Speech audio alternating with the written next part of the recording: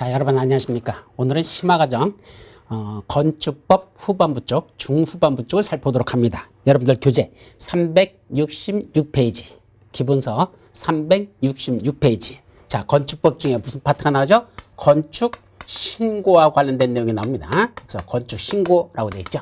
근데 사실은 이 건축법에서는 건축 신고라는 건 원래 없는 거예요. 그럼 뭐 어떤 식으로 됐더냐? 원래는 허가 대상 건축물인데 뭐만 알아? 신고라는 절차만 거쳐라. 허가받지 말고 신고만 하라. 그러면 뭐 받은 것으로 본다? 허가가 있는 것으로 본다. 허가를 의지해 주겠다는 얘기입니다. 따라서 원래는 허가 대상인데 신고라는 간략한 절차만 거쳐도 뭐한 것으로 본다? 허가 받은 것으로 본다라는 표현을 쓰고 있죠. 그래서 그게 첫 번째 여러분들이 봐야 되고, 이때 건축 신고는 누구한테만 한다? 예, 특시, 특도, 시장군수, 구청장에게만 신고 대상입니다. 자, 특별시장, 광역시장한테는 신고하는 거 없습니다. 특별시장, 광역시장은 허가 대상이 되는 경우가 있었죠. 특별시, 광역시에서 21층 이상 되는 건축물을 건축하거나 연면적의 합계가 10만 제곱미터 이상 되는 건축물을 건축할 때는 구청장이나 군수한테 허가받는 게 아니고 누구한테 직접 받는다? 특별시장, 광역시한테 허가를 받아라. 예, 그래서 허가권자는 특별시장, 광역시장도 들어가고, 그 다음에 원칙은 나머지가 특시, 특도, 시장군수, 구청장, 이 자들이 건축허가권자다라고 돼 있었죠. 자, 그런데 여기 건축신고는 특별시장, 광역시장한테 하는 건 없고 그냥 특시, 특도, 시장군수, 구청장한테 신고해야 된다라는 거. 자, 두 번째, 그럼 건축신고만으로 할 수 있던 건 거기 박스 속에 그 다음 페이지까지 367페이지까지 박스 속에 쫙 나오죠. 근데 이 박스 속에 있는 내용이 이게 거의 매년 출제되다시피 하는데 여기 있는 그대로 나지를 않고 이걸 요새는 뭐 한다? 응용하는 문제로 낸다는 거. 말 그대로 내는 게 아니라 이걸 변형시켜서 응용하는 것. 따라서 얼마나 정확하게 여러분들이 이걸 숙지하고 있는지 그걸 테스트하는 문제가 난다는 걸 꼭 기억하도록 하고, 하나하나 먼저 정리하죠. 자, 신고를 할 수 있는 것 첫 번째, 바닥 면적의 합계가 85제곱미터 이내의 증축, 개축 또는 재축. 자, 건축물을 갖다가 기존 건축물이 있었다고 가정해보죠. 자, 기존 건축물이 어디에 이렇게 있었습니다. 근데 이 건축물에 바닥 면적의 합계가 얼마? 85제곱미터 이내에서 뭐 한단다? 증축을 한답니다. 그럼 여기다 건물을 이렇게 위에다 더 올리는 거죠. 그러면 이때 늘어나는 증축되는 요 바닥 면적의 합계가 얼마 된단다? 85제곱미터 이내에서 이렇게 더 올린 거 뭐죠? 증축한 거죠. 그러면 기존 건축물이 있었는데 기존 건축물의 바닥, 이제 층별 바닥 면적이 쭉 있겠죠. 그 중에 역시 얼마까지만? 85제곱미터 이내에서만 이건 뭐 하는 거? 개축, 고치거나 또는 천재지변도로 다시 고치는 거 재축. 이런 85제곱미터 내에서 증축을 하거나 기존 건축물의 85제곱미터 이내에서만 개축, 재축하는 건 뭐만으로 할 수 있다? 이거는 전부 신고만으로 해도 좋다. 이런 건 신고만으로 해도 된다. 이 소리입니다.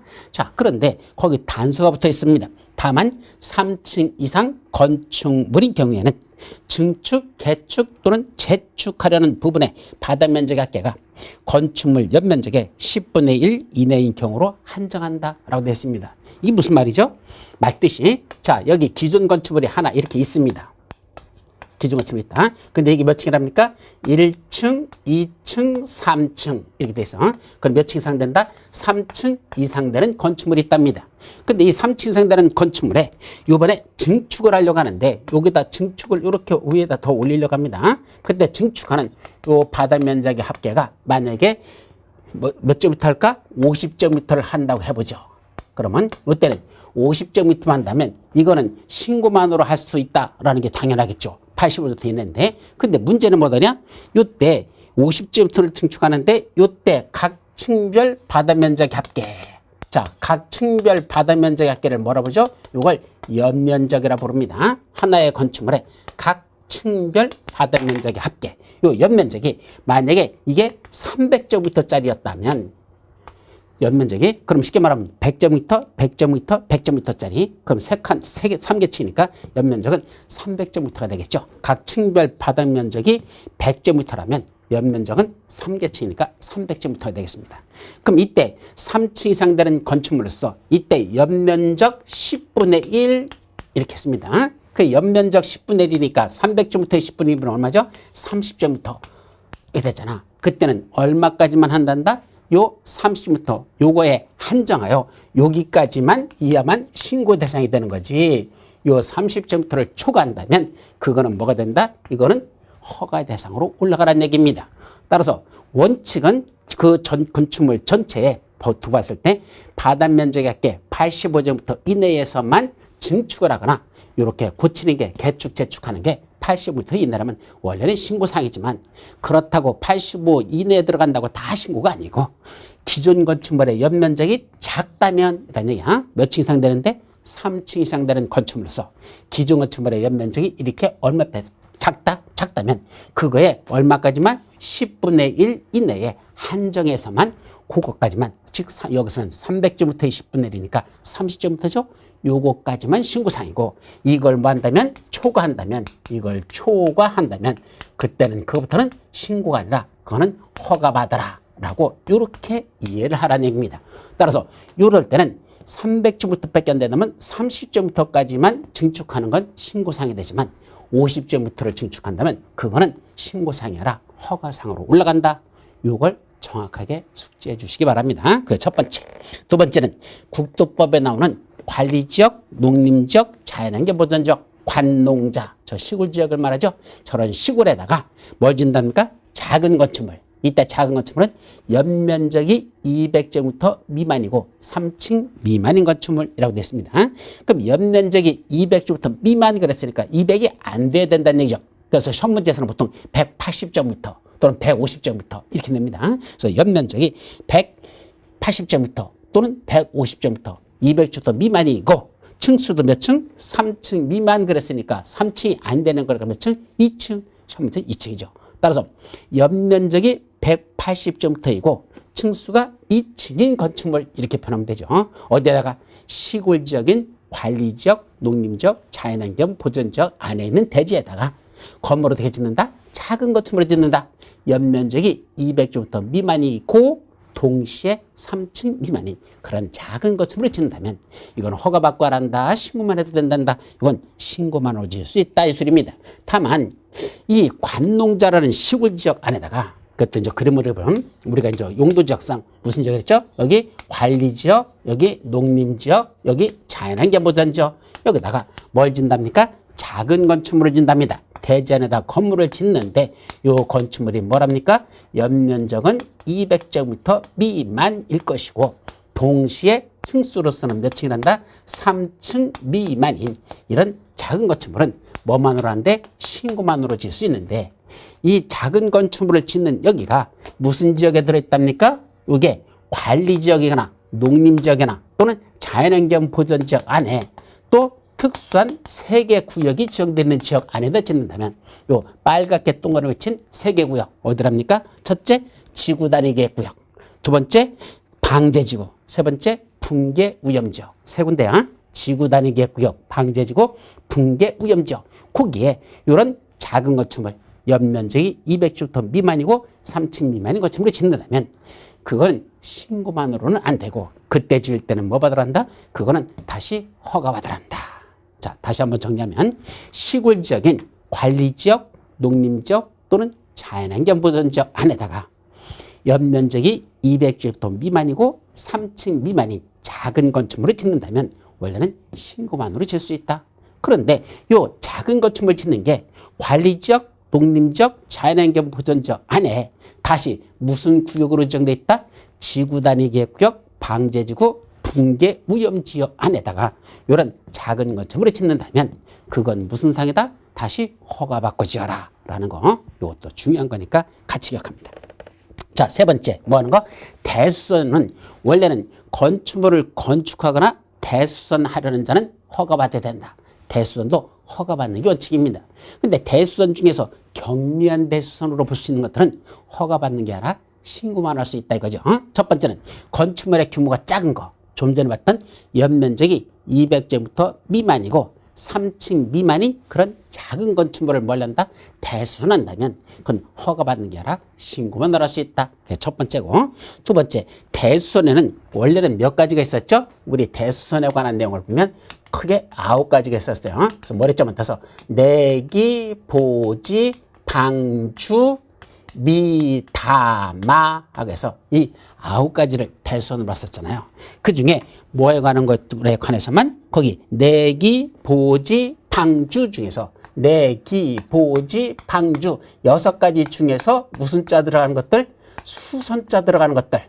수선, 즉 대수선 중에서 내기, 보지, 방주 중에 수선자 들어가는 이 수선은 허가받고 한다. 그건 신고만으로 한단다. 그건 신고만으로 할 수 있다. 그래서 원칙은 대수선은 다 허가받는 게 원칙이지만 이런 내기, 보지, 방주에 수선자 들어가는 거.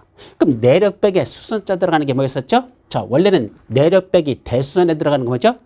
내력백의 벽면적 얼마 되는 거죠? 벽면적을 30제곱미터 이상 수선 또는 변경하는 것 있었죠. 내력벽을 증설 또는 해체하거나 그 벽면적을 30제곱미터 이상 수선 또는 변경하는 것. 따라서 내력벽을 수선한다는 건 그때는 뭐죠? 30제곱미터 이상 수선할 때만 그때만 대수선인데 이 30제곱미터 이상 수선하는 이 수선은 허가받고 하는 게 아니라 그건 신고만으로 할 수 있다 이거죠. 자, 기둥하고 보하고 지붕틀은 기보지 3가지는 다 어떻게 됐죠? 기둥, 보, 지붕틀은 증설 또는 해체하거나 3개 이상 수선 또는 변경하는 것. 이것을 대수선으로 봤었습니다. 따라서 증설 또는 해체하는 건 허가받고 해야 되는 거고 수선하는데 그 수선 중에 몇 개 이상? 3개 이상 수선하는 거. 기둥, 보, 지붕틀은 3개 이상 수선하는 거. 이거는 대수선에 속하지만 그거는 무슨 상이다? 신고만으로 할 수 있는 수선이다. 이런 뜻입니다. 또 방화벽이나 방화구역을 위한 바닥 또는 벽이나 주계단, 피난계단, 특별피난계단 이거 있었죠? 이것들은 증설 또는 해체하거나 수선 또는 변경하는 것. 그게 다 대수선입니다. 따라서 일단은 몇 개란 말이 들어가지 않고 하나라도 뭔다면 수선한다면 그건 대수선이지만 그런 수선은 신고만으로 할 수 있단다. 따라서 방화벽이나 방화구역에 위한 바닥 또는 벽, 주계단, 피난계단, 특별피난계단 이것들은 증설 또는 해체하거나 수선 또는 변경하는 것 중에서 뭐 들어가는 거? 그냥 수선하는 거. 그 수선은 한 개만 수선해도 그거는 대수선에 속하지만 그거는 신고만으로 할 수 있는 대수선이다. 그렇게 기억해 두란 얘기입니다. 요게 대수선. 자, 그 다음에 옆 페이지 그 밖에 소규모 건축물로서 대통령령으로 저는 다음의 건축물 중에서 최소한 가번하고 나번은 기억해 두셔야 됩니다. 시험 문제에서 출제가 잘 되죠. 첫째, 연면적의 합계가 100제곱미터 이하인 건축물. 자, 연면적의 합계가 100제곱미터 이하라는 건 무슨 말과 똑같더냐? 어떠한 대지 하나에다 건축물을 졌는데 이때 연면적 하나만 졌어요. 그때는 합계란 말은 없어. 하나의 대지와 건물 하나만 지면 연면적입니다. 연면적을 얼마를 짓는다? 100제곱미터 이하로 짓는다. 그러면 이건 신고만으로 이것도 신고란 얘기입니다. 또 하나 있어요. 하나의 대지에 건물을 2개 동을 지었습니다. 그때는 이건 하나의 건축물의 연면적 플러스 또 하나의 건축물의 연면적 합치면 이건 연면적의 합계라고 표현하죠. 그때 둘 다 합친 게 얼마가 된다? 역시 100제곱미터 이하라면 이것도 무슨 상이다? 신고만으로 할 수 있다. 이렇게 새겨 들어야 됩니다. 따라서 연면적의 합계가 100제곱미터 이하란 얘기는 하나만 지면 그 하나의 연면적이 100제곱미터 이하라는 뜻이고 하나의 대지에 2개 이상을 짓는다면 그때는 연면적의 합계가 되는 것이고 합친 게 100제곱미터 이해됩니다. 자, 이런 경우에 하나는 연면적이 50제곱미터 또 하나의 건축물의 연면적도 50제곱미터 합치면 얼마죠? 연면적의 합계가 100제곱미터가 되겠죠. 그건 신고상. 또 이쪽은 연면적이 70제곱미터 이쪽은 연면적이 30제곱미터 합치면 연면적의 합계 100제곱미터 이하라는 이런 작은 건축물을 짓는다면 이런 건 뭐만으로 할 수 있다? 신고만으로 할 수 있다라는 말이 말뜻을 그렇게 새겨뒀습니다. 또 건축물의 높이를 3m 이하의 범위에서 증축하는 건축물. 자, 아까는 면적으로 나가는 원칙은 80제곱미터 이내에서 증축하는 건 신고사항이었었지만 이제 면적과 관계없이 높이는 증축이 높이가 얼마까지다? 3m 이하라면 그것만은 신고만으로 할 수 있다. 따라서 건축물의 높이를 3m 이하까지만 증축하는 거 그거는 신고사항이라는 것. 최소한 여기까지는 여러분들이 기억해 두셔야 되고 나머지 다라마는 추가적으로 정리할 수 있으면 하십시오. 시험 문제에서 그렇게 거의 나지는 않는 편에 속했습니다. 자, 이제 신고 절차 및 시로. 이거는 최근에 새로 신설된 내용이 들어있으니까 기억해 두셔야 됩니다. 자, 원래는 누구한테 신고한다 그랬죠? 특시 특도 시장군수 구청장한테 이런 건축물을 건축할 때는 신고만 할 수 있다 그랬습니다. 그때 신고를 받았습니다. 특시 특도 시장군수 구청장이 건축주로부터 저런 건축물을 건축했다고 신고를 받았으면 그 신고받은 날로부터 며칠 이내에 5일 이내에 요거 5일이란 날짜 5일 이내에 신고 수리 여부 신고를 수리할 거냐 안 하면 다시 바꾸시킬 거냐 수리 여부 및 또 하나 민원 처리 관련 법령에 따른 처리 기간의 연장 여부 요거는 다른 법률에 따라서 또 협의하거나 뭐 하거나 뭐 또 민원 처리가 들어왔을 때 또 민원인들의 의견도 들어야 되잖아. 그런 것 때문에 지금 당장 결정할 수는 없습니다. 그래서 처리 기간의 연장 여부가 필요하다라는 사실을 며칠 내 5일 이내에 수리할 거냐 말 거냐에 결정하고 민원 처리에 관한 연장이 필요한지 아닌지 여부 요거를 며칠 내 5일 이내에 그때 그 신고인에게 통지하여야 한다. 다만 이 법이나 다른 법률에 따라 협의나 심의 같은 게 필요하다면 그 협의 심의 기간이 필요하잖아요. 통상 건축법에서는 한 15일 정도 협의 심의 기간을 줍니다. 따라서 5일 이내에 통보해야 되는데 협의 심의 기간이 다시 또 15일 정도 필요하면 합치면 며칠이 되죠?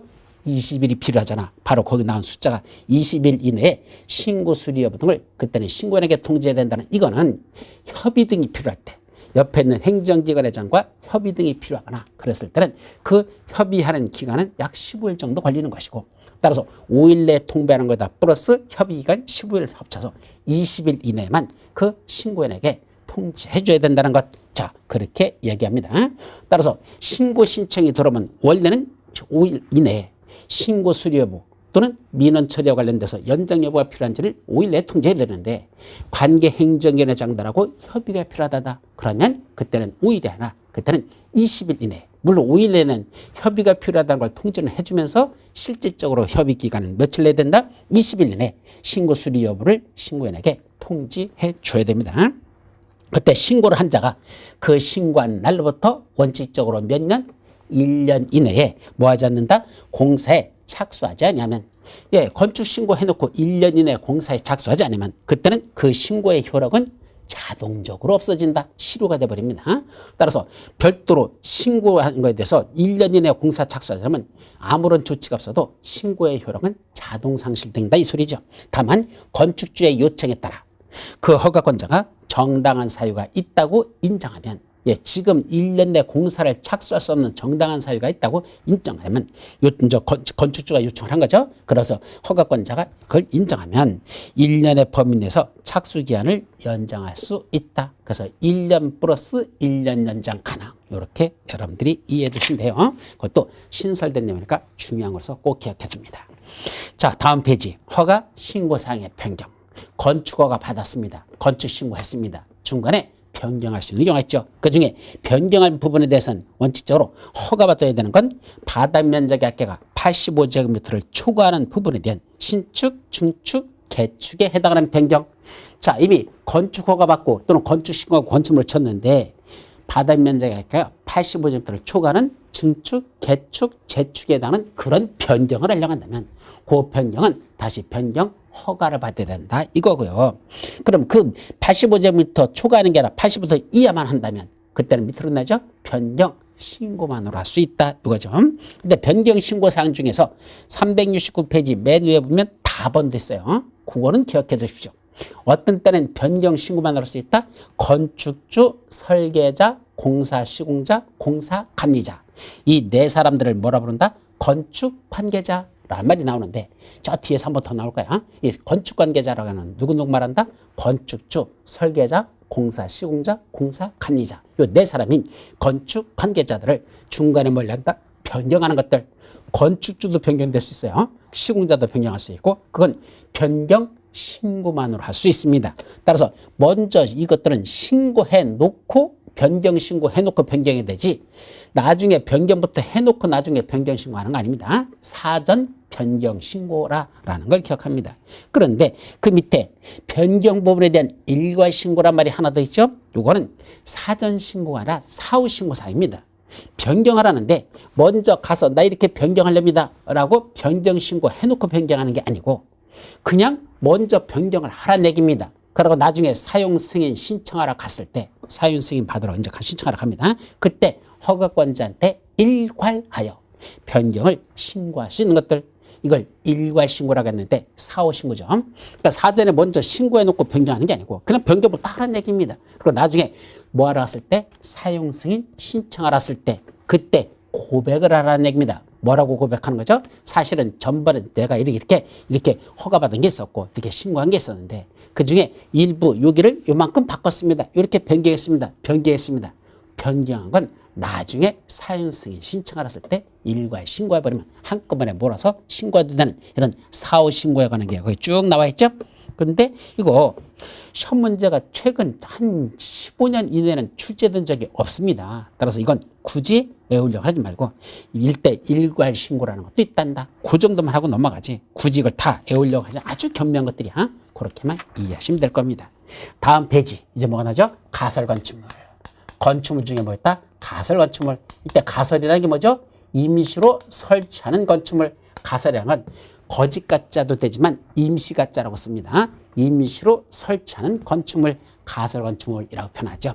그럼 이 가설 건축물은 크게 두 가지로 나눠집니다. 첫째는 어떤 때는 가설 건축물을 건축할 때 건축 허가를 받고 지어야 되는 게 있고요. 건축 허가상이 있고 어떤 때는 저 가설 건축물을 짓는데 축조 신고만으로 할 수 있는 게 있더라. 이렇게 건축 허가 대상, 축조 신고 대상 두 가지로 구분된다는 걸 기억합니다.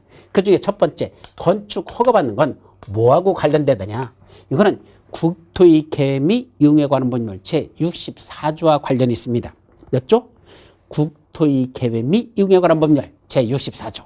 거기 가면 뭐가 나옵니까? 자, 여기 어디에다가 지금 여기서 여기까지 뭐 만들려 한다? 도로를 만들겠답니다. 기반시설 중에 도로라는 걸 설치하기 위해서 무슨 계획이 결정됐죠?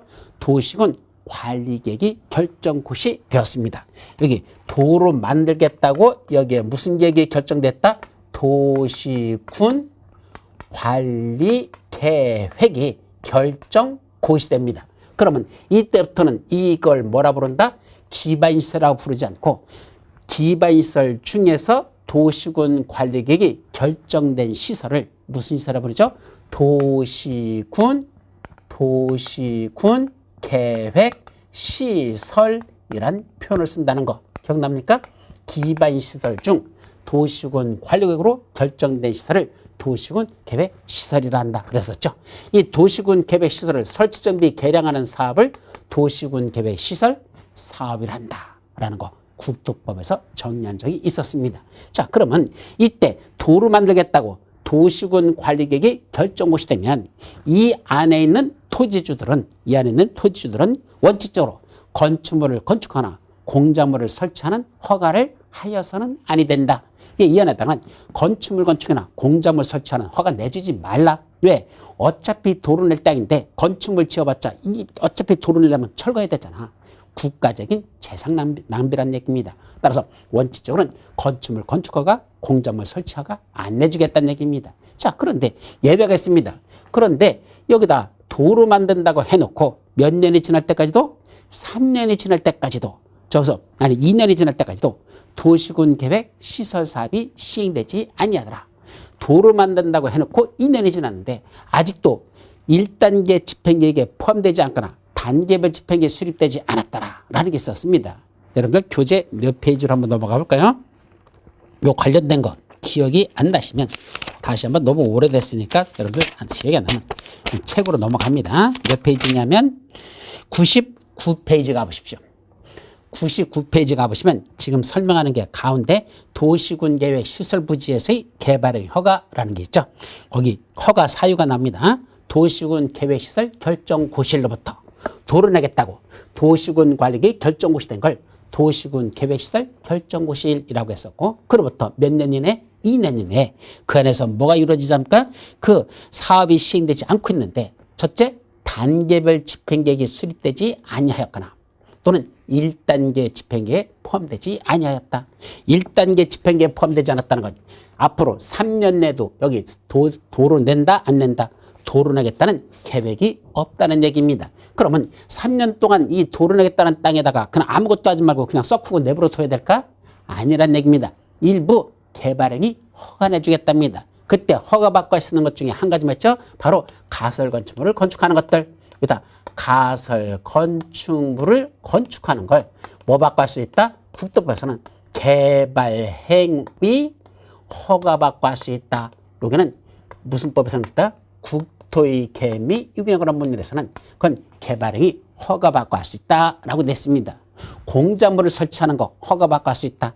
기존에 여기 건축물이 있었다면 기존 건축물에 개축, 재축 이렇게 세 가지는 허가받고 할 수 있는 것. 그중에 임시로 설치하는 가설건축물을 여기다 허가받고 설치할 수 있다. 왜 그런다 그랬죠? 도로 낸다고 해놓고 지금 2년이 지났거든요. 근데 아직도 단계별 지평이 수립되거나 1단계에 포함되지 않았다? 앞으로 3년 내도 도로 안 내겠다는 얘기입니다. 그럼 3년 동안 도로 안 내겠다는 건 어차피 3년 동안 그냥 썩지 말고 거기다 임시로 설치하는 건축물에도 지어놓고 사용하다가 나중에 도로 내게 되면 그때 뭐 하면 되죠? 그때 가설건축물 철거하면 되죠. 따라서 가설건축물을 쳐놓고 사용하다가 3년이 지나고 도로 내겠다는 계획이 이제 실행이 되면 그때 가서 가설건축물 철거하자는 얘기입니다. 그래서 임시로 설치하는 거 허가받고 할 수 있다는 얘기입니다. 근데 이게 무슨 법이죠? 국토의 개미 유기에 관한 법률에서는 이렇게 되어 있는데 무슨 법에서는 건축법에서는 이때 요 가설건축물을 뭐 바꿀 수 있다? 건축 허가받고 지을 수 있다. 이때는 개발행위 허가라고 하지 않고 건축 허가받고 지었다. 이거는 무슨 법이다? 건축법에서는 이렇게 규정하고 있다는 얘기입니다. 따라서 국토법에서는 가설건축물을 건축하는 걸 개발행위 허가받으라고 돼 있고 건축법에서는 그 가설건축물을 건축할 때 이거는 건축 허가받고 여기다 가설건축물을 질 수 있다는 얘기입니다. 여기 땅 중에 가설건축물을 허가받고 질 수 있다라고 돼 있다. 그래서 같은 가설건축물인데 국토법에서는 개발행위 허가라고 돼 있고 건축법에서는 가설건축물에 대한 건축 허가라고 표현한다. 이게 다릅니다. 그러면 이 건축법에서는 추가적으로 뭐였더냐? 이때 말하는 가설건축물이라는 게 구체적으로 무엇이냐? 이 가설건축물이 구체적으로 무엇인지에 대해서 what? W? H? A? T? 가설건축물이 무엇이지? 라는 이거에 대해서 국토법은 한마디도 말이 없습니다. 그냥 가설건축물을 허가받고 지을 수 있다라고만 돼 있지 아무런 말이 없어. 그때 이 건축법에서는 그때 말하는 가설건축물이 구체적으로 무엇인지를 여기서 설명하고 있다라 그렇게 이해하시면 됩니다. 그래서 가설건축물은 그때 보시면 첫째는 국토의 개미 유기농업률 제64조에 위배되는 경우라고 돼 있잖아. 근데 말이 그럼 64조 위배되면 허가 내주겠습니까? 안 내주겠죠. 그래서 그 위에 보시면 바로 그 박스 바로 윗줄에 그 특시 특도 시장군수 구청장은 해당 가설건축물의 건축이 다음의 어느 하나에 해당하는 경우가 아니면 허가를 하여야 한다. 다음에 어느 하나에 해당하는 경우가 아니면 허가라 그랬으니까 다음에 어느 하나에 해당하면 허가 내주지 말래 그죠? 따라서 그 중에 하나가 64조 국토법 64조 바로 이 내용에 국토법 64조 내용에 위배되면 그때는 뭐라? 허가해서는 안 된답니다. 그걸 거꾸로 얘기하면 위배되지 아니하면 허가해야 된다. 이렇게 되겠죠? 적합하면. 따라서 이제 해석할 때는 제64조에 위배되는 경우가 아니면 허가해야 한다. 이렇게 해석해야 되니까 그 말을 다시 바꾸면 64조에 적합한 경우에는 허가해야 된다. 이렇게 이해하시면 되고 두 번째는 4층 이상인 경우가 아니면 허가해야 된다. 이 말이니까 결국 4층 이상인 경우가 아니면 허가니까 몇 층이죠? 3층 이하라면 허가해야 된다. 이렇게 되는 거죠.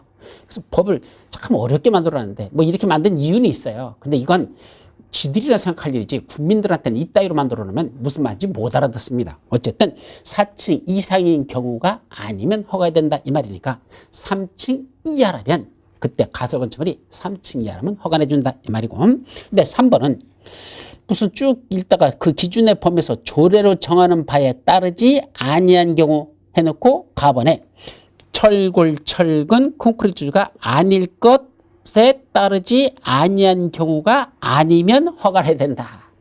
참 돌아버립니다. 그게 3번이 나옵니다. 그래서 철골, 콘크리트, 철골, 철근, 콘크리트주가 아닐 것에 아니한 경우가 아니면 허가를 해야 된다. 무슨 말인지 못 알아들어요 사실은. 법을 이지를 만들었는데 그럼 세 번째부터는 뭐죠? 거기 철근 콘크리트 또는 철골 철근 콘크리트가 아니면 허가한다. 또 존칭하는 3년 이내면 허가 내준다. 이런 식이거든요 표현이. 네, 부정에 부정을 썼으니까 그냥 한마디로 부정어로만 이해하면 됩니다. 따라서 철근 콘크리트조 또는 철골 철근 콘크리트조가 아닐 것. 그러면 가설건축물을 짓는데 철근 콘크리트 같은 걸 섞어서 져버리면 어떻게 됩니까? 영구 건축물이지 그건 가설이라고 볼 수 없다는 얘기입니다. 따라서 임시로 설치할 때는 철근 콘크리트나 철근 콘크리트 같은 걸 써서는 안 된다. 그런 건 샌드위치 판넬 같은 임시 건축물을 짓는 자료로 써야지 영구 건축물을 져서는 안 된다 이 말이고, 원칙적으로 존치가는 몇 년이죠? 3년 이내. 왜 그렇습니까? 1단계 집행에 포함되지 아니한 경우, 그러니까 지금부터 3년 내는 도로 안 낸다 그랬으니까 그 3년 동안 도로 안 내는 그 3년 동안만 원칙적으로는 가설 건축물을 지을 수 있도록 허가받자 이 소리입니다. 근데 3년이 지났는데 아직도 도로 안 만듭니다. 그럼 언제까지? 그 도시군 계획 사업이 시행될 때까지, 그 도로 만드는 사업이 도시군 계획 사업이 시행될 때까지 뭐 할 수 있단다? 그 기간을 3년이라는 기간을 다시 또 더 연장할 수 있죠. 따라서 원칙은 1단계 집행에 포함되지 아니했으니까 3년 기간이라는 기간 동안만 일단 가설건축물을 짓도록 해주고, 그 3년이 지났는데도 도시군 계획 사업이 시행되지 않으면 그때는 그 기간을 더 연장할 수 있다 이 말이죠. 더 나가서 전기나 수도나 가스 등 새로운 간선 공급 설비의 설치를 필요로 하지 아니할 것.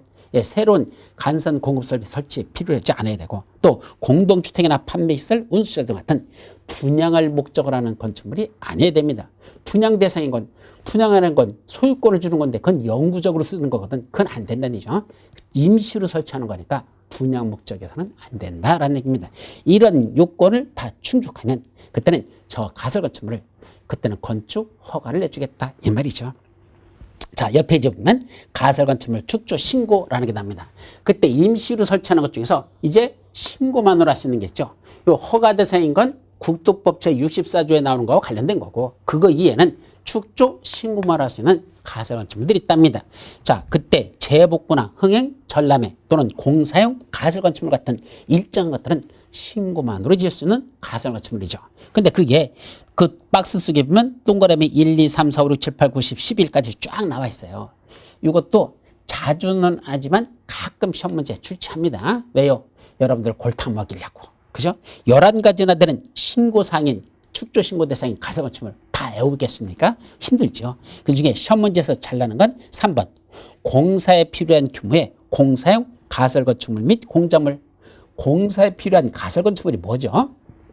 여러분들 공사 현장에 가보면 그 건물이 올라가면서 그 옆에 다시 그 사람들이 공사하는데 밟고 다닐 수 있도록, 또는 위에 있는 자재들이 떨어질 때 밑에 피해 입지 않도록 하기 위해서 옆에 같이 올라가는 게 있습니다. 이게 공사용 가설 건축물로 보시면 되고, 또 4번 전시를 위한 견본주택. 전시를 위한 견본주택, 우리나라 말로 뭐라 부른다? 모델하우스라고 하고, 영어로 다 뭐라 부른다? 전시를 위한 견본주택이라고 합니다. 그래서 전시를 위한 견본주택 잘 못 알아들어. 우리말로는 뭐란다? 모델하우스. 예, 모델하우스 같은 거 짓는 거. 요거는 축조 신고 대상인 가설 건축물. 그건 어차피 나중에 그 모델하우스 기간 다 끝나면 그때 철거하잖아요. 그죠? 자, 그 다음에 6번째 보시면 조립식 구조로 된 경비용으로 쓰는 가설 건축물. 예, 조립식 경비용 가설 건축물. 저기 아파트 단지 같은데 안에 보면, 또는 공사 현장에 보면 거기 경비용 가설 건축물 짓죠? 규모가 얼마 되는 거? 연면적이 10제곱미터 이하인 거. 연면적 10제곱미터 이하 되는 거. 그 규모까지도 조심합니다. 또 7번째, 조립식 경량 구조로 된 외벽이 없는 임시 자동차 차고. 예, 임시 자동차 차고라고 했죠. 그래서 자동차라 그 외벽은 없어야 돼. 다만 위에서 비 같은 게 떨어지면 자동차가 들어진다. 그러니까 눈이 쌓이거나 비가 떨어지면 자동차가 더럽게 되죠. 그걸 막기 위해서 지붕 형태로는 하지만 옆에는 외벽은 없어야 됩니다. 이런 임시 자동차 차고를 짓는 거. 조립식 경량 구조로 된 외벽이 없는 자동차 임시 차고 만드는 거. 이런 것들은 축조 신고 대상인 가설 건축물이 된다. 이런 얘기죠. 자, 그래서 그거 정도, 그 밖에 뭐 거기 밑에 쭉 나오는데 최소한 그 정도는 여러분들이 기억해 두셔야 될 겁니다. 자, 이것들은 존칭하는 몇 년이죠? 이것도 원칙과 똑같이 허가와 마찬가지로, 허가 대상과 마찬가지로 존칭하는 3년입니다. 다만 공사에 필요한 규모의 공사용 가설 건축물은 존칭한 꼭 3년만 갈까? 안 되겠죠. 공사 기간이 더 길어지면 그 공사가 끝날 때까지 공사용 가설 건축물에 존칭한은 인정해 주겠다. 해당 공사의 완료일까지 기간까지가 그 존칭한이 되겠습니다. 따라서 뭐에 대해서는 원칙적으로 충고 대상, 축조 신고 대상인 가설 건축물은 존칭한이 3년인데 공사용 가설 건축물은 공사 완료가 될 때까지다. 그렇게 기억하십시오. 자, 다음 페이지에 나오는 건 그냥 한번 읽어보는 정도로 하고, 다음 존치기간 만료일에 통지 및 존치기간 연장. 이거 임시 가설건축물과 관련돼서는 시험 문제에서 출제 잘 됩니다. 자, 가설건축물은 임시로 설치한 거니까 어차피 뭐겠다? 존치기간이 있습니다. 그럼 존치기간이 다 끝나간단다. 그럼 어떡하랍니까? 존치기간 만료일 30일 전까지 특시 득도 시장운수청장이 그 가설건축물 건축주에게 뭘 알려줘야 됩니까? 존치기간이 몇 월 며칠 끝나요? 30일 전에 먼저 얘기해 줘야 돼. 적어도 30일 후에는 존치기간이 끝납니다. 몇 월 며칠입니다라는 만료일하고 이 가설건축물은 연장이 가능하다 안 된다라는 연장 가능 여부 등에 관해서 며칠 전까지 존치기간 만료일 30일 전까지 건축주에게 통지하라라는 걸 조심하시고, 그때 존치기간 만료일을 만약에 연장이 가능하다면 그때는 이제 그 통지를 받았잖아. 이거 존치기간이 다 끝나가네? 라는 걸 그 건축주가 통지를 받았죠? 그럼 다시 연장하고 싶으면 허가 대상인 가설건축물은 연장이 가능한 거에 한해서야 연장이 가능하다면 허가 대상인 가설건축물은 그 존치기간 만료일 14일 전까지 연장 허가 신청을 다시 해야 되고, 축조 신고 대상인 건 7일 전까지 존치기간 만료일 7일 전까지 신고를 연장 신고를 한 걸 해야 한다. 그래서 허가 대상인 건 존치기간 만료일 14일 전까지 연장 허가 신청, 신고 대상인 건 존치기간 만료일 7일 전까지 신고할 것. 다만 맨 밑에 보면 공장 안에 설치하는 가설건축물들이 있습니다. 그럼 공장 안에 설치한 가설건축물에서 존치 연장이 가능한 거라면, 연장이 가능하다면 그때는 뭐 하면 되죠? 별도로 나 더 이상 존치하지 않을래요 라고 할 때는 존치하지 않겠다는 뜻을 다시 통지하면 되고, 그렇지 않고 내버려두면 종전과 같은 기간으로 존치기간이 연장된 것으로 본다. 그래서 공장 안에 있는 가설건축물로서 연장이 가능한 거라면 내버려둬도 돼요. 그러면 그 가설건축물은 자동적으로 종전과 같은 기간으로 연장되는 것이고, 만약에 철거하고 싶으면 이제 더 이상 연장하고 싶지 않으면 그때는 그 연장하지 않겠다는 뜻을 특시 득도 시장운수 우선자한테 통지하면 되는 겁니다. 거기까지. 자, 옆에 이제 건축 절차라고 되어 있죠. 그래서 건축하려면 제일 먼저 건축주와 그 각종 설계자, 시공자, 관리자 이분들하고 뭐죠? 계약서를 써야 됩니다. 그래서 첫 번째는 건축주와 그런 계약을 체결해야 된다. 당연한 얘기고. 다음 페이지. 그때 건축물을 설계하는데 건축물을 설계할 때 반드시 건축사가 설계해야 되는 게 있습니다. 어떤 것들이 건축사가 설계되죠? 원래는 건축 허가를 받아야 하거나 건축 신고를 해야 되는 건축물, 또는 주택법에 따른 리모델링 하는 건축물들이 있어요. 건축 허가 대상, 건축 신고 대상, 주택법상 리모델링 대상 건축물들을 그때는 건축 등을 위한 설계는 누가 설계된다? 건축사가 아니면 설계할 수 없다. 반드시 건축사가 설계하라는 얘기입니다. 다만 규모가 작은 건축물들이 있어요. 그중에 두 가지는 기억하십시오. 첫째는 바닥면적의 합계가 85제곱미터 미만에 증축, 개축, 재축만 안 된다. 85제곱미터 미만들은 증축, 개축, 재축 같은 건 그 설계는 건축사가 설계하지 않아도 되는 작은 증축, 개축, 재축이다. 또 하나 연면적이 200제곱미터 미만이고 3층 미만인 건축물은 대수사하는 거, 그런 건축법상 신고 대상인 가설건축물이 있었죠. 이것도 뭐 할 필요 없다? 건축사가 설계하지 않아도 된다라는 거. 그 두 가지만은 건축사가 설계하지 않아도 되는 건축물들이라라고만 이해해 두도록 합니다.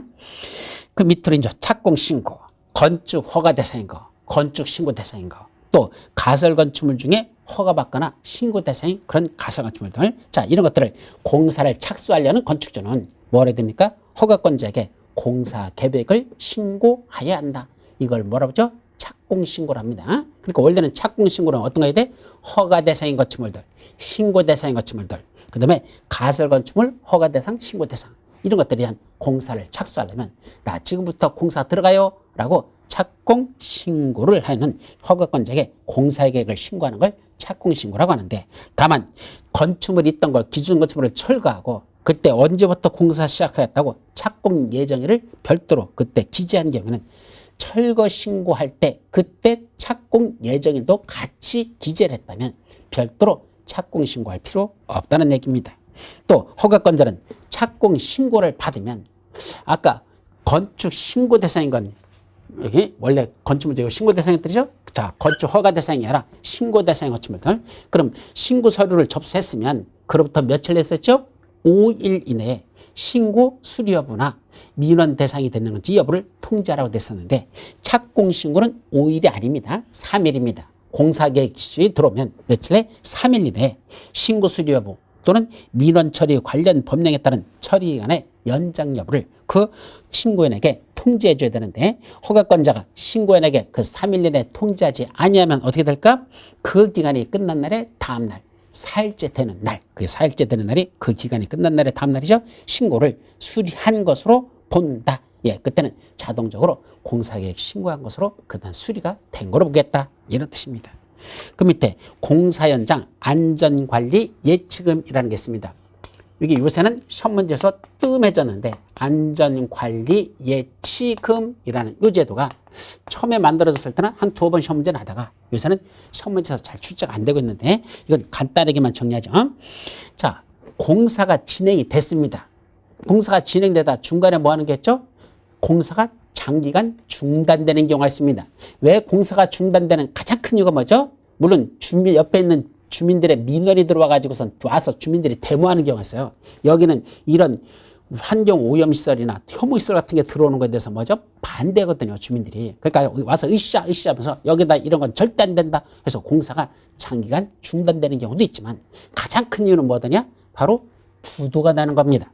건축주가 돈이 없다는 얘기입니다. 그래서 공사하다 중간에 공사가 장기간 중단되는 경우가 있죠. 그럼 공사가 중단되면 그때는 뭐 해야 되죠? 지타 마른 거니까 보기에 흉합니다. 미관상 문제가 있죠. 더 심각한 건 지타 말아버렸으니까 언제든지 붕괴 우려가 있어요.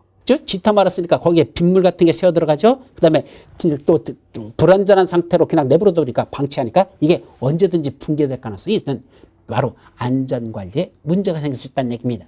그러면 장기간 방치될 때는 그때는 뭐 해야 되죠? 공사가 중단되면 미관 개선이나 또는 안전관리에 필요한 조치를 하여야 한다. 법에서는 그렇게 만들어놨습니다. 근데 문제는 부도가 났는데 웬 미관 개선 안전관리에 필요한 조치를 할 수 있습니까? 대부분이 못하죠. 왜냐하면 돈이 없어서 못하는 건데 그 일용 근로자들의 노임도 못 줘가지고 지금 심각해서 그 사람들이 와서 뭐 고용노동부에다가 고발하겠다고 막 그러고 있는데 무슨 미관 개선 안전관리에 필요한 조치하는데 돈을 거기다 쓸 수 있습니까? 여유가 없죠. 그러다 보니까 그냥 방치되는 경우가 있다는 얘기입니다. 그러다 붕괴되면 심각한 사회적 문제가 발생할 것이고 그래서 이거에 대해서 어떤 조치를 하자는 얘기야? 이런 건축물에 대해서는 미리 착공신고하는 건축주에게 일정한 금액을 미리 예치하겠다가 나중에 이렇게 공사가 장기간 중단됨으로써 그런 미관 개선이나 안전관리에 필요한 조치가 필요할 때 그때 그 예치금 하는 거죠. 그 예치금을 사용해서 미관 개선이나 안전관리에 필요한 조치를 하겠다라고 해서 사전에 미리 착공신고하는 건축주에게 일정 금액을 예치하게 하는 것 이걸 안전관리 예치금이라 이렇게 정리하시고 이거는 두 번째 보시면 허가권자는 연면적이 1000제곱미터 이상인 건축물이라고 됐습니다. 그러니까 규모가 커야 됩니다.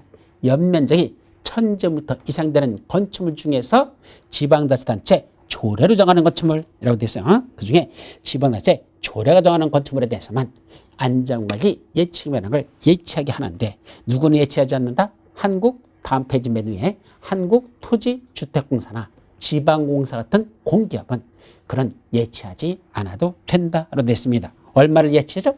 건축공사비의 1% 범위 내에서 예치하게 할 수 있습니다. 공사비의 1% 범위에서 예치하게 할 수 있다. 그때 예치금은 원래는 현금으로 예치하는 경우도 있지만 보증서로 예치하는 경우에서 그때 현금으로 예치했을 때는 나중에 기간이 끝나면 그 예치한 금액을 반환할 때는 이자까지 계산해서 돌려줘야 된다는 것 그것도 들어있고 근데 문제는 뭐죠? 그 5번하고 6번 상이야. 그러면 자 공사가 중간에 장기간 중단되다 보니까 문제가 생겼잖아. 그러면 그때는 허가권자가 뭐 한다? 개선 명령을 내립니다. 야 여기 미관 개선에 문제가 필요하니까 이렇게 하라. 안전관리에 문제가 있으니까 이렇게 조치하라. 라고 개선 명령을 내립니다.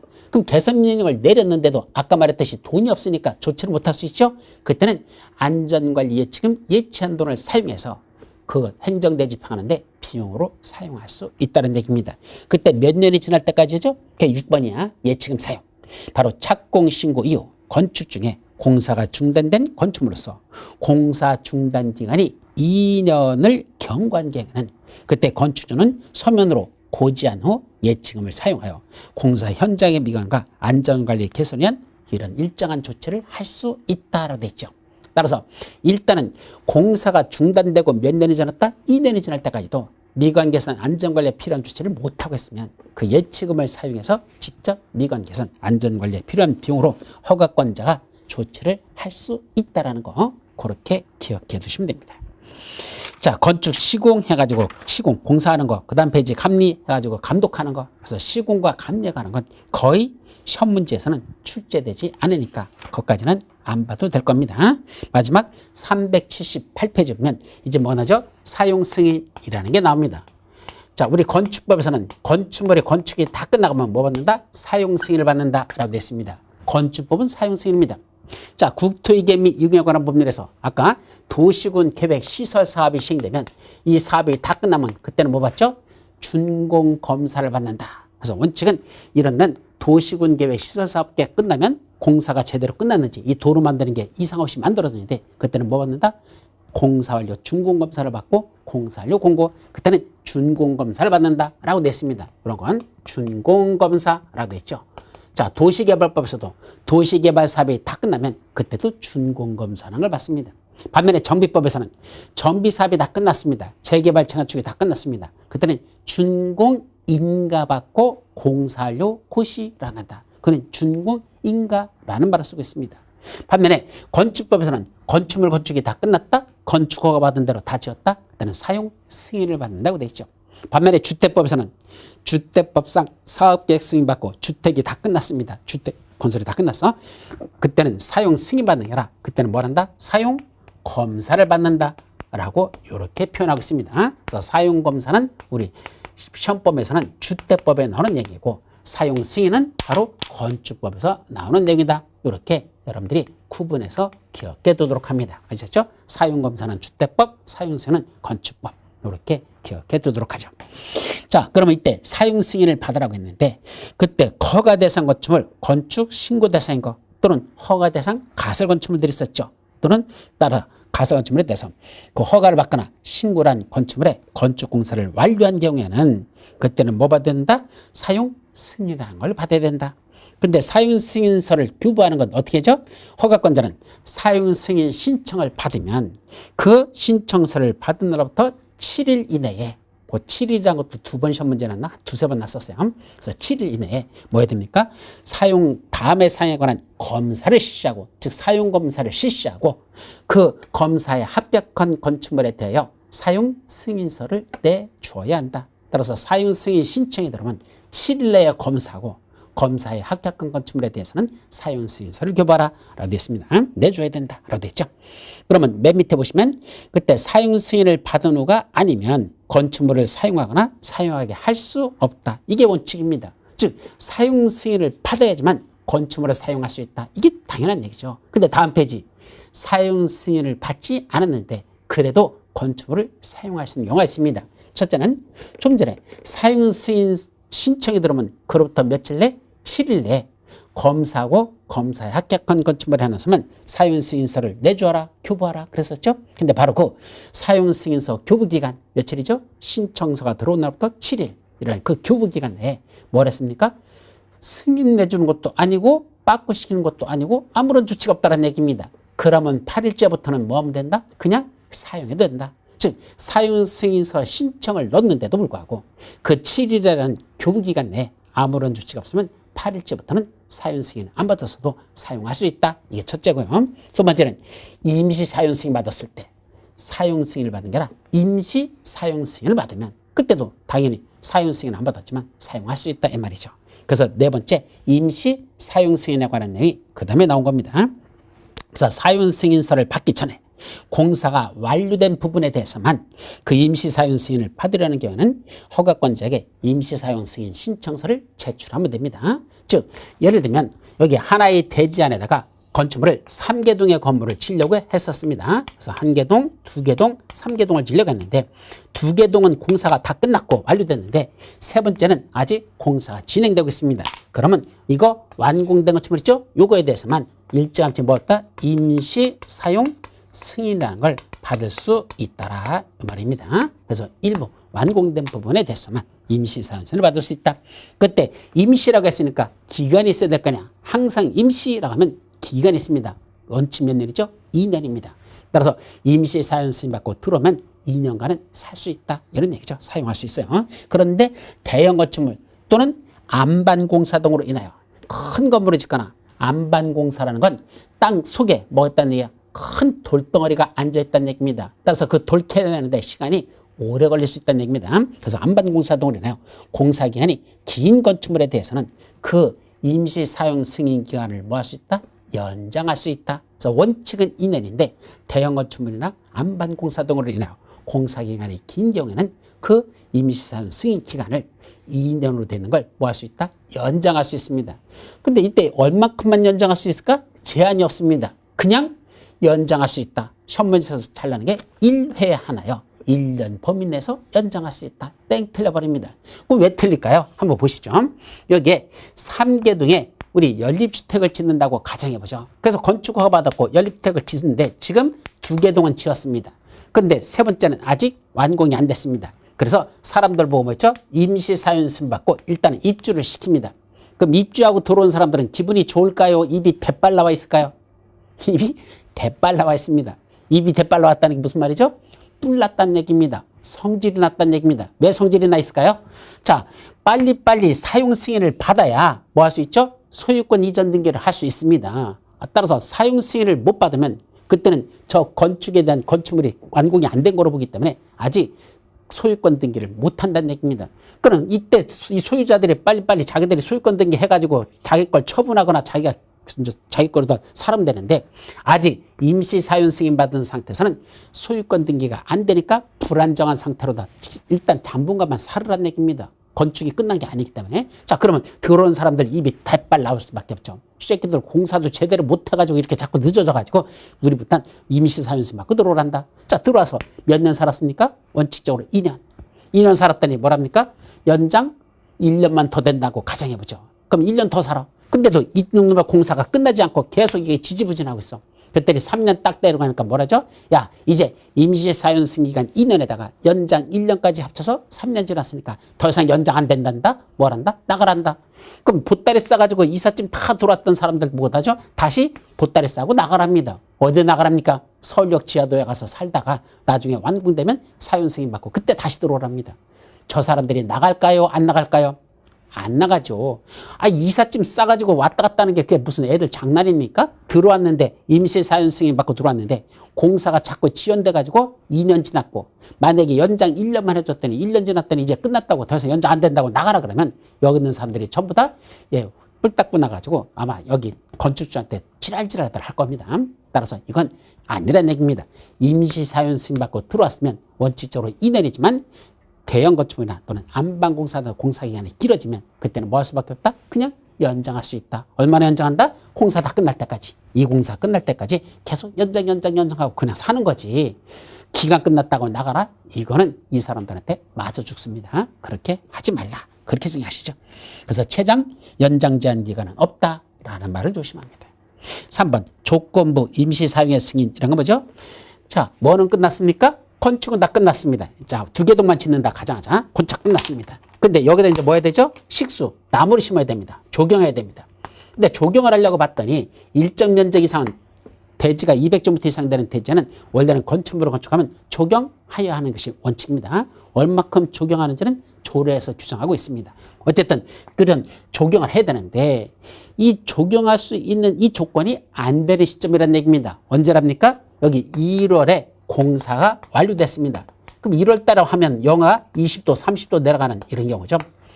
올해는 생각보다 좀 덜 추웠던 것 같죠. 그죠? 올 겨울은. 그래서 작년보다는 올해가, 작년이라 표현한 게 맞나? 하여튼 작년보다는 올해가 좀 겨울이 덜 추웠던 것 같아요. 어쨌든 영하 20도, 30도 내려가는 1월 달에 건축 공사는 끝났습니다. 요새는 워낙 그 추울 때도 이 시멘트 같은 게 굳을 수 있도록 하는 그런 재료들이 발달해가지고 영하 20도도 내려가도 그래도 시멘트는 굳어요. 근데 영하 20도였는데 여기다 조경을 해야 사용 승인까지 내주거든요. 조경까지 끝내야 공사 다 끝나고 그래야 사용 승인 내주는데 조경은 할 시점이 아니란 얘기입니다. 왜요? 영하 20도인데다가 나무 심어버리면 그 나무 어떻게 되죠? 다 얼어 죽어버려요. 따라서 적용하기에 식수 등 적용하기에 부적합한 시기에 공사가 끝났다는 얘기입니다. 그러면 그때는 뭐죠? 조건부 임시 사용 승인을 내주겠다. 그런 얘기입니다. 뭐 하는 걸 조건으로? 꽃 피는 춘사월이 돌아오면 그때 적용하는 걸 조건으로 미리 사용 승인을 받을 수 있더라. 임시 사용 승인 받을 수 있어요. 그렇게 이해하시면 됩니다. 이걸 조경 조건부 임시 사용 승인. 다른 것들은 안 되고 적용하는 것만 조건으로 임시 사용 승인을 받을 수 있다. 그렇게만 기억해 두도록 하시죠.